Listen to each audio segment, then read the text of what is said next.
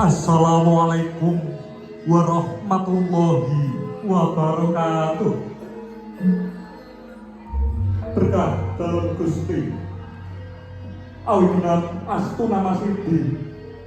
sinidaha dera sang murbengrak kang mangliputi sarate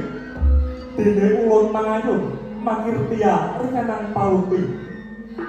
rahayu sagung dumadi Rahayu pring sagung sangai dumadi. Engkang kinurmatan para sepuh pinisepuh miwah adi sepuh engkang pantes tinular sinundara sapa. Mrikipun dumateng kulawarga Bapak Dias Aji lan Ibu Berlian Aurelia miwah warga agung Bapak Ilham Arifin lan Ibu Tasya Regita. Para kadang kakung putri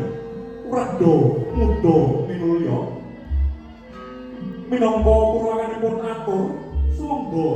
tansah nganjuraken dedonga pring Gusti ingkang Maha Asih kanthi pangertanipun daya mugi-mugi penganten kekalih elok rejeki lestari putri kinasih Bapak Dias Aji engkang Kajanukrama kaliyan Sulaiman Damiri putra kinasih Bapak Ilham Arifin saged dados kulawarga ingkang kebak ing kanugrahan ayem tentrem aweh sempring sasoma samaning dumadi. Pramila menyang cara paredyan menika keparengipun kula ngaturaken pramanaipun acara sepisan pembuka kanthi izinipun pengantin putri ing sasana pinunjuk kali pengantin kakung lan pamonggo tumuju sasana paredyan tiga